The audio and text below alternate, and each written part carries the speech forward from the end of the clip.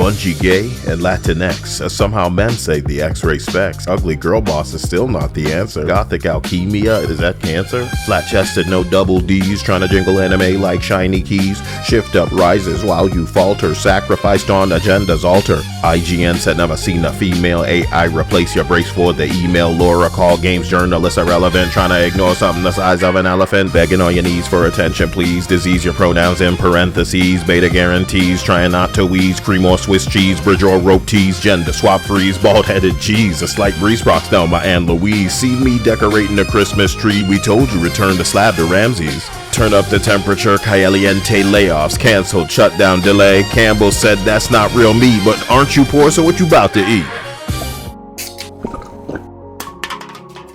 Hello, beta testers. To help this channel grow and help me bring consistent content, liking this video, commenting, and subscribing in case YouTube tries separating us makes a world of a difference. I believe you, beta tester, should stop expecting anything from hypocrites. I believe you should stop entertaining conversation with these entities who would find a lighter skin problematic, but spend their time tracing, darkening, and race swapping, but only black, and they find no problem there. You wanting fit, physically attractive women is problematic to entities, but when they make women fatter and more masculine, it isn't a problem. They unapologetically steal and repurpose other people's work for their indoctrination campaign of mutilation and castration, specifically targeting the underage, and you're meant to be guilted into agreeing and repeating after them, because to not repeat it is hateful. So they them decides. To not agree makes you a TERF fascist, and to they them, TERFs should be Charlie Kirked, so they frequently make clear. To anyone who dares expect what they pay for to meet a standard in escape entertainment instead of propaganda and lecturing, the only people triggered by femininity feel great inferiority and insecurity over polygons in the shape of a female. Even a digital woman brings them a step closer to the edge, but only curvy, breasty, attractive women, the ones resembling a biological female at a glance, or what we would call a real woman. I've said in the past, I have trans friends, and they receive it just as hard from the entities because they pass. Lately, the nasolabial fold discussion was occurring once again across gaming in places where conversation can actually take place without mods power tripping and locking comments immediately, something other parts of Reddit are finally seeing as an issue in the echo chamber. One of the artists brave enough months ago to call attention to the AAA gaming trend of uglifying women, an issue no other YouTuber you can name has painstakingly outlined the way I have, was instantly inundated with death threats from one group of entities you clock as routinely being triggered not just by reality, but by the truth. 8 million views, and this artist wasn't even critical in the way that I might have been, recognizing just how bad things have gotten. I've joked about the Robert Zadar lookalikes and the live-action American Dad remakes they seem to be casting. You know, Stellar Blade recently performed better than all of the other PlayStation titles on PC, despite the merciless attempts by woke journalists to tear it down because Eve is attractive, with IGN claiming verbatim that the devs had never seen a woman. They know it's not true, just like calling us incels.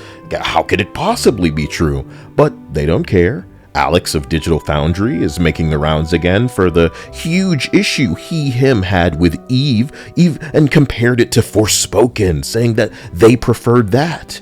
Digital Foundry, of course, part of Eurogamer, which is now owned by IGN, and where is Forspoken now? The studio is gone, and will never create anything ever again. I guess there wasn't that much of a demand. ShiftUps gifted its staff PlayStations so that they could play Stellar Blade at launch. Then they gifted the staff PlayStation 5 Pros and a bonus. Then they gifted them all Nintendo Switch 2s. Does this thing happen in the West? Is that happening at the Forspoken studio? Is it happening at studios like Volition that got shut down? Or no, sorry. ShiftUp already had a lucrative Goddess of Victory Nikkei game on mobile, a gacha game. They didn't need to make this console slop. But Stellar Blade officially heralds the return of femme fatales to gaming, and I couldn't be more overjoyed and appreciative and hopeful that there are crossovers in the future, not unlike First Descendant, but in a game that maybe we'd all be playing, like a Stellar Blade sequel. It invigorated an industry over in Korea. So now we can expect more games, untainted by sensitive, grifting wannabe consultants whose idea of equality, diversity TM, and inclusion TM is making the whole cast black, handicapped, fat, flat bitches with bald heads and nose piercings queer has consumed the West, and it has come at the cost of heterosexuality. It excludes, calling it inclusion, and it has represented to death. Congratulations. Prince of Persia girl boss for the mythical modern audience? Why? Handsome doom lady big jaw guy. Voiced by Deborah Wilson, because I guess she can voice white. You guys can't voice other races though, that would be problematic. Thank you, come again. You're a copy of gigantic asses, you know what I mean? When Gothic remake developers have to scramble after purging their words, people's opinions, to justify their woke need to make changes nobody asked for with a game they're remaking with modern audience wokeification, it's identical to developers of a Saints Row rebooted Volition, now shut down of course, and it's amusing because the community manager sounded exactly like you. Y'all gonna drop the old fans, you're gonna alienate in favor of what, you turd gargling fucking nobody. It's amusing watching history repeat itself, and we should not be blamed for trying to interrupt you as you douse yourself in gasoline and are ready to light that match, cause you're gonna try to blame us for the flames as they've soared. I'm just supposed to eat the popcorn and enjoy it at this point. You got this coming because nobody's going to acquaint you with reality. Last night on stream, I drifted into a Reddit thread of losers defending how androgynous the characters in Vampire Bloodlines 2 was.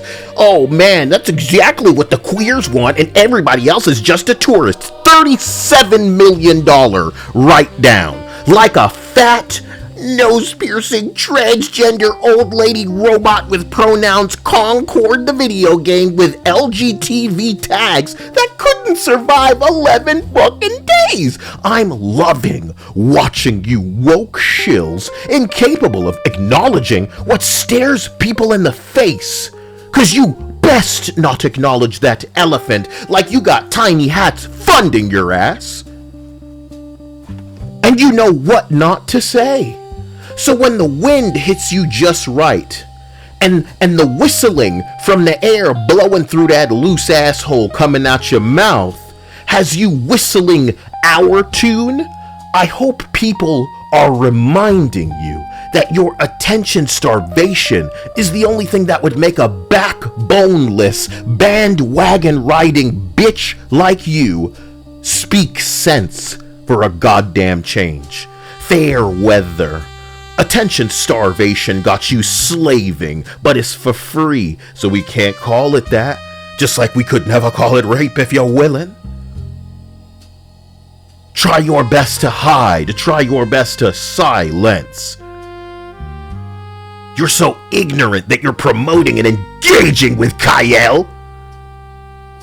Anyone who sees would never choose you, something you're so deluded you can't accept as the truth. Forced ugly, bald, disabled, fuzzy eyebrows, surgery scar, non-binary downgrades, but any attention is preferable to being forgotten to you types.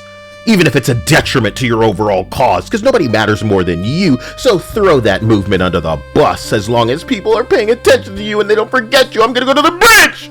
You exist now as a reminder of what people must never fund lest it reach this stage in the future. You are why they should gatekeep. I'm thankful for the noise being made because it can't be refuted that what we're talking about clearly seems to matter, not just to a group that won't purchase but to the lucrative audience that will support what they love. And you, beta tester, should never fear celebrating what you love because of people who don't know what a woman means, implying that it is hate.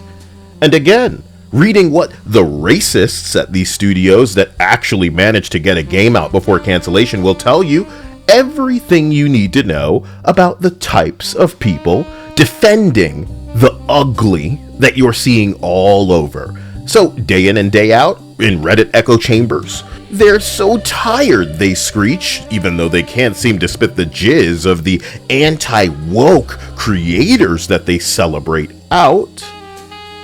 Paul Tassi of Forbes, in his defense of the DEI, says he's exhausted. Anybody who mentions it is getting banned, but he can't stay away. He gotta dive in and talk about it. Otherwise, people might forget him. You were gifted this position of power. You tried to gatekeep, you tried to ruin, you censor, you ban, you bury. Your delusion shatters. Dangerous comics sanitized, creative vision shouted down, problematic games sterilized. Fantasy and science fiction made into a platform for queer lectures and misgender apology tutorials. Zero passion for anything other than distribution of the misery that you feel, and probably feel like you're living for a change instead of existing when you can get other people as upset as you are. But we won't dispose. We won't bury you. We will build a monument so people remember how bad this got. And as you parade around the corpses, you fail to fill the shoes of the studios that you're using for brand recognition, the properties that you're using, because nobody would buy anything that you make. We'll remember you're ugly, so pure. What would otherwise be forgettable that festers. Historically, art fought to reach those it might resonate with, and I'm sure your delusion has you harboring the belief that in the future your garbage will be regarded as a gem ahead of its time, but culture has suffered through the least nourishing era of all time so that we can remember never to let you get this far again. The irony of the rainbow mob forcing sensitivity and sanitizing the life out of existence is that what once had color and shone bright could not be more dull, drab, and gray at this point, and I want you to know, it's over. Oh, it's over. Motherfucker is over. Motherfucker a hip-top, siddly-dap-dap, zibbit-hurl. Outrage onto subscription cancellations, Google caught, so YouTube forced to unban users and pay $24 million to Donald Trump. That's the president. And this is the same kind of censorship that one group of people seems to cheerlead for. They knew and they admit that it's not even about controversial political opinions, it's about the wrong opinions. Wrong think as made clear in 1984. And if they don't like how you lean or identify, your opinions could be construed as wrong and maybe even radical.